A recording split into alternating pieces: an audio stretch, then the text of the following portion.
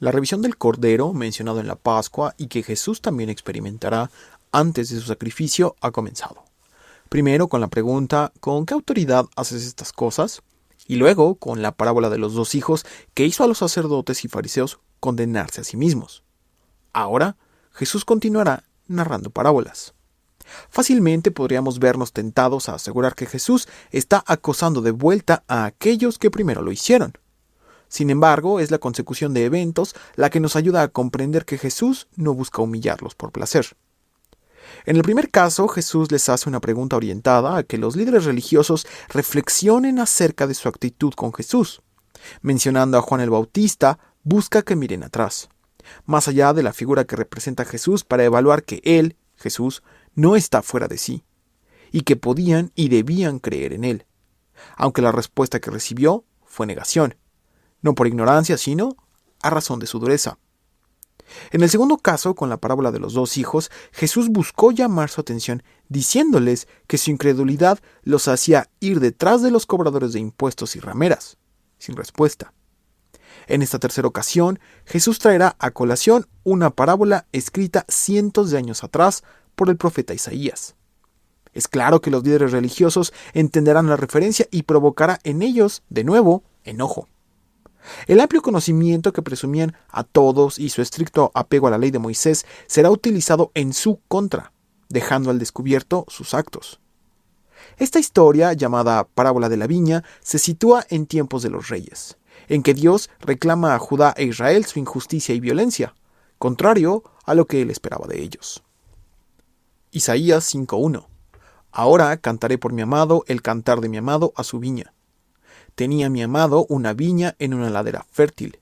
La había cercado y despedregado y plantado de vides escogidas. Había edificado en medio de ella una torre, y hecho también en ella un lagar, y esperaba que diese uvas, y dio uvas silvestres.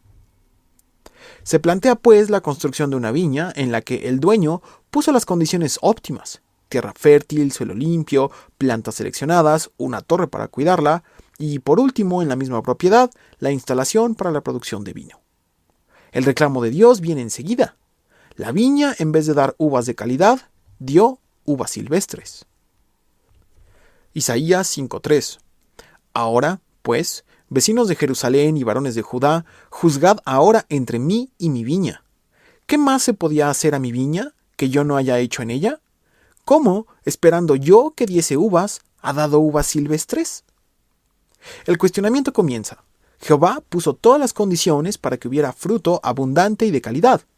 Le reclama a Jerusalén y Judá, es decir, al pueblo de Dios, que no había otra cosa que él pudiera hacer para cuidar su fruto.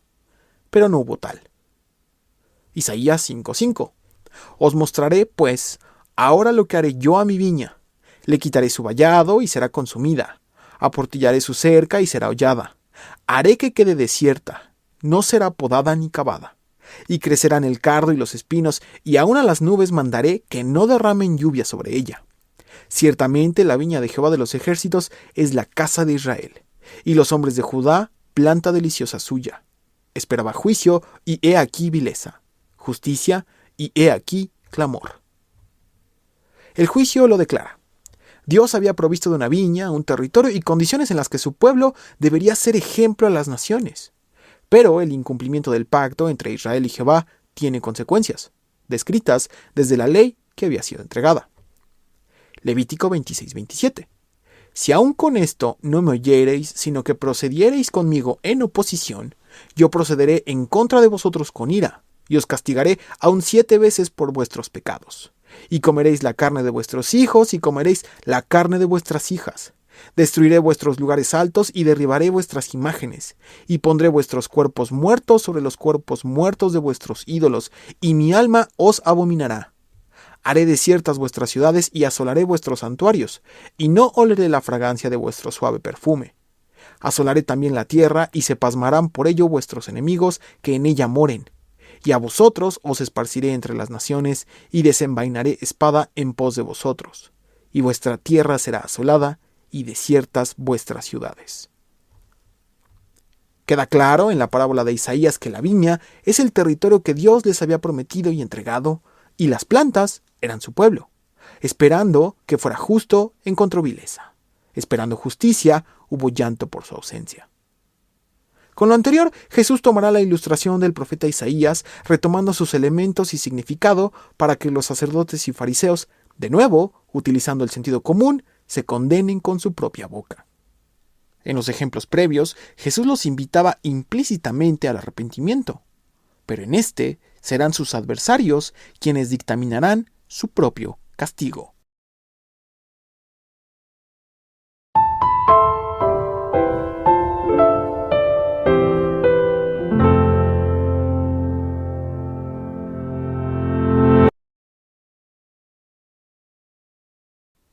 Marcos 12:1.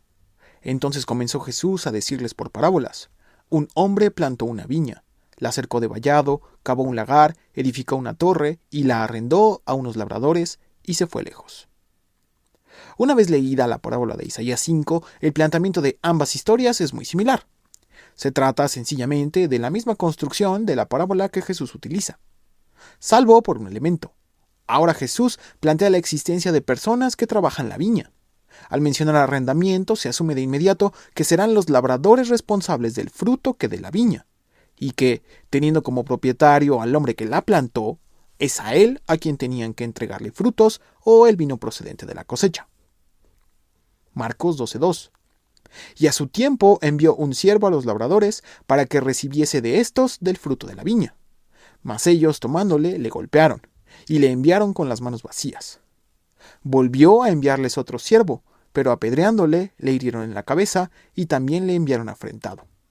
Volvió a enviar a otro, y a éste le mataron, y a otros muchos, golpeando a unos y matando a otros.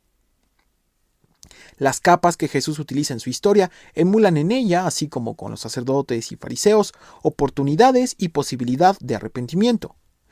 La paciencia del Señor de la viña es mucha, puesto que, sin represalias y aún después de que sus siervos fueran asesinados, envía una y otra delegación. Un dato medianamente relevante es que en el Evangelio de Marcos y Lucas, el Señor de la viña envía 3 grupos de siervos. En Mateo, solo 2. Sin embargo, el asunto permanece. El mensaje de mucha paciencia antes de cualquier castigo es el tema central. Joel 2:13. Rasgad vuestro corazón y no vuestros vestidos, y convertíos a Jehová vuestro Dios, porque misericordioso es y clemente, tardo para la ira y grande en misericordia, y que se duele del castigo. No solo en este ejemplo, sino también en los libros de la ley, en Salmos y en Jonás, se enfatiza la misericordia de Dios antes del juicio, característica que Jesús también utiliza en esta historia. Marcos 12:6. Por último, teniendo aún un hijo suyo, amado, lo envió también a ellos, diciendo: tendrán respeto a mi hijo. El último esfuerzo del Señor de la viña es enviar a su hijo, haciendo notar que era su único y amado. Esto deja bastante claro que sus siervos tenían un rango importante como mensajeros, pero el hijo era aparte. Su jerarquía es distinta y por eso lo envió como un último recurso. Marcos 12:7. Mas aquellos labradores dijeron entre sí: este es el heredero, venid, matémosle y la heredad será nuestra. Y tomándole le mataron y le echaron fuera de la viña. Al decir los labradores malvados, este es el heredero, Jesús resalta que no había ignorancia o desconocimiento. Aquellos que administraban la viña, los labradores malvados, sabiendo quién era y con intención, lo asesinaron.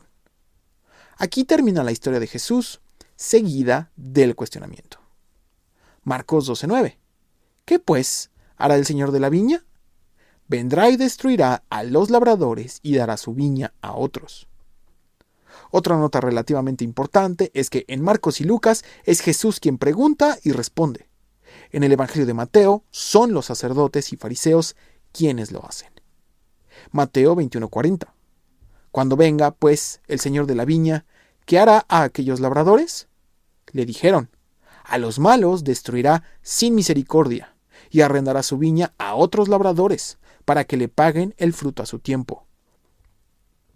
Por último, en el Evangelio de Lucas refleja incluso otra parte de la respuesta de los sacerdotes y fariseos. Lucas 20:15.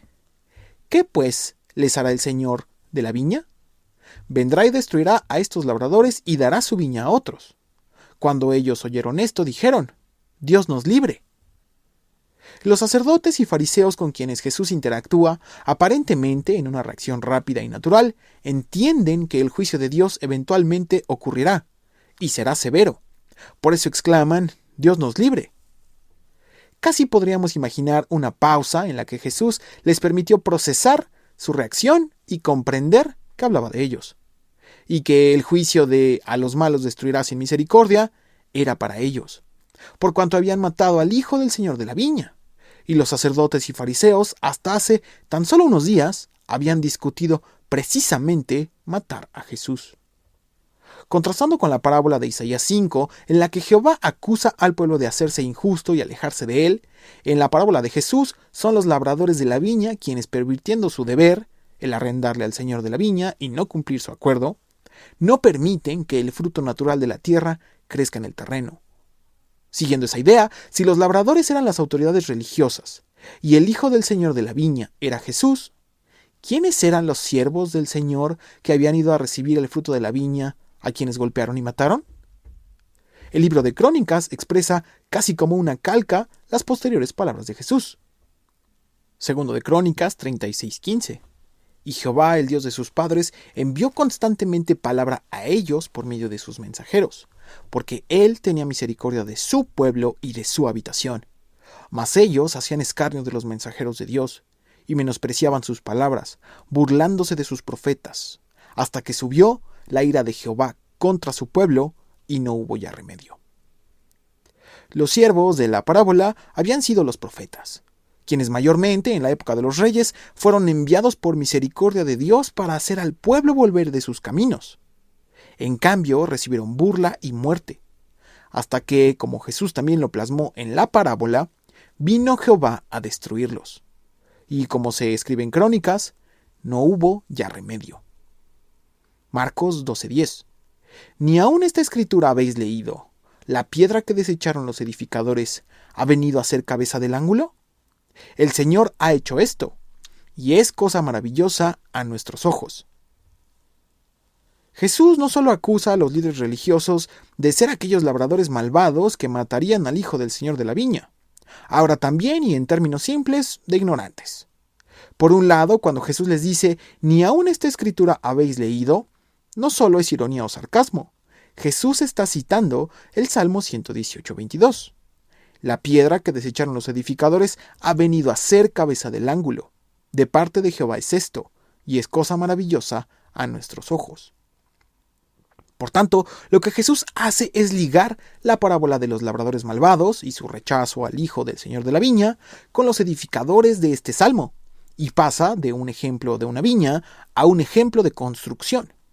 En el ejemplo del Salmo 18, los edificadores, las autoridades religiosas, teniendo la piedra a la mano que debía ayudarles en su construcción, la desecharon.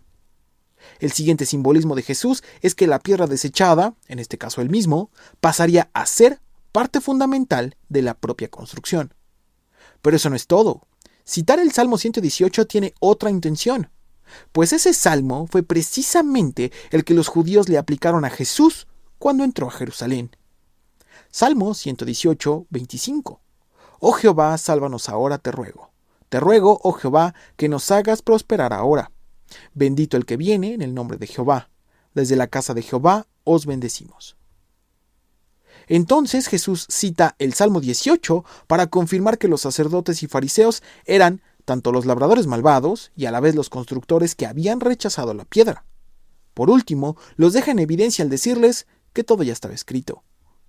Aquella salvación de la que habla el Salmo 18 ya había llegado. Era Él. También que trayendo salvación sería rechazado por los protagonistas o constructores iniciales, y finalmente, después de haber sido desechado, pasaría a ser la piedra fundamental de la construcción. Con todo lo anterior y trayendo a colación Isaías 5, Salmo 118 y los eventos ocurridos en su entrada triunfal a Jerusalén, los sacerdotes ya no pueden hacerse a ningún lado. Ellos mismos dijeron, a los malos destruirá sin misericordia y arrendará su viña a otros labradores, que le paguen el fruto a su tiempo. También dijeron, Dios nos libre. Pero así como el libro de Crónicas lo describe, no hubo ya remedio. Antes de cerrar este evento, Mateo añade un fragmento importante. A Jesús utilizando las palabras de los sacerdotes y fariseos para determinar el juicio que recibirían. Mateo 21:43. Por tanto os digo que el reino de Dios será quitado de vosotros, y será dado a gente que produzca los frutos de él. Y el que cayere sobre esta piedra será quebrantado, y sobre quien ella cayere le desmenuzará. Y oyendo sus parábolas, los principales sacerdotes y los fariseos entendieron que hablaba de ellos. Las parábolas de Jesús no pueden ser más evidentes. De nuevo, sus adversarios cayeron ante sus propias palabras. Mateo 21:46. Pero al buscar cómo echarle mano, temían al pueblo, porque éste le tenía por profeta. Para concluir el asunto de la autoridad de Jesús, la autoridad de los sacerdotes y cómo éstos la habían distorsionado, el Evangelio de Mateo narra una última parábola que solo aparece en este Evangelio. Mateo 22:22. Respondiendo Jesús les volvió a hablar en parábolas diciendo: El reino de los cielos es semejante a un rey que hizo fiesta de bodas a su hijo, y envió a sus siervos a llamar a los convidados a las bodas. Mas éstos no quisieron venir. Volvió a enviar otros siervos diciendo: Decid a los convidados: He aquí, he preparado mi comida, mis toros y animales engordados han sido muertos, y todo está dispuesto, venid a las bodas. Con mucha similitud a la historia previa, un señor, en este caso rey, llama a sus invitados para que asistan a la gran fiesta que prepara para su hijo. Pero constantemente encuentra el rechazo de aquellos quienes deberían ser los primeros en asistir. Mateo 22:5. Mas ellos, sin hacer caso, se fueron, uno a su labranza y otro a sus negocios, y otros, tomando a los siervos, los afrentaron y los mataron.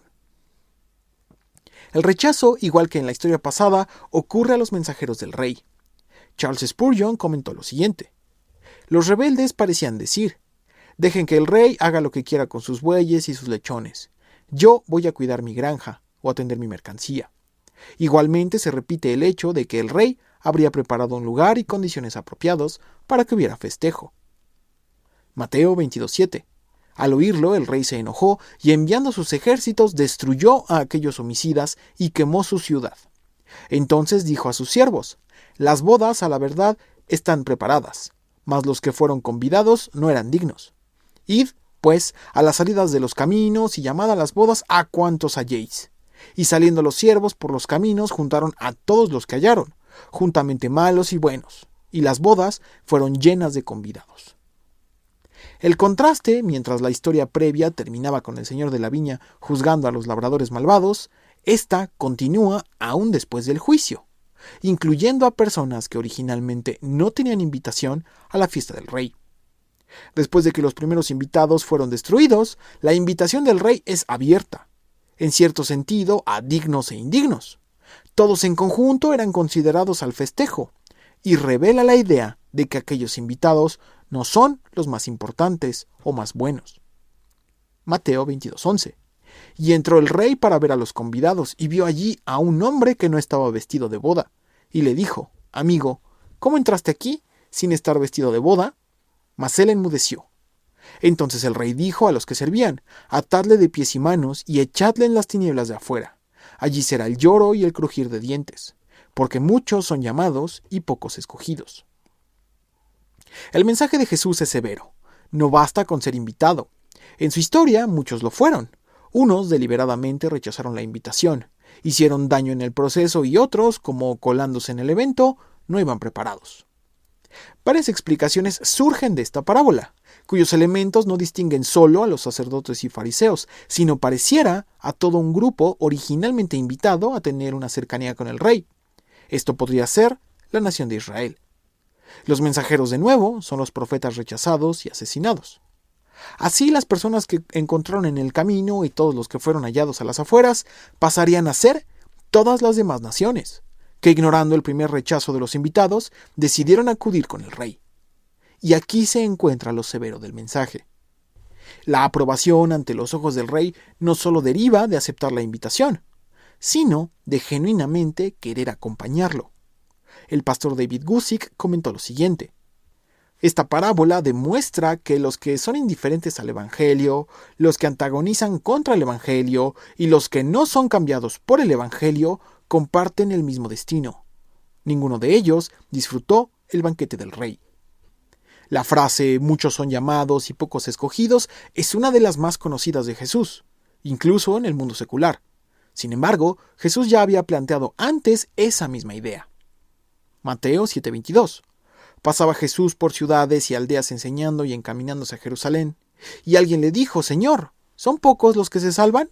Y él les dijo: Esforzaos a entrar por la puerta angosta, porque os digo que muchos procurarán entrar y no podrán. O Mateo 20:16. Así los primeros serán los postreros y los postreros primeros, porque muchos son llamados, mas pocos escogidos. La exclusión del reino de Dios no será únicamente para aquellos labradores encargados de la viña que hayan rechazado al Mesías. Cada persona, con o sin autoridad y jerarquía, es responsable de entrar o no en él. Y esa es la severidad. El reino de Dios del que Jesús habla es para todos, pero no se otorga indiscriminadamente. Muchos recibirán la invitación, y pocos querrán asistir. El señor de la viña habrá enviado mensajeros intentando convencer para corrección de sus caminos y arrepentimiento. En el análisis final, todo se reduce a elegir. La parábola del sembrador ilustra la misma idea.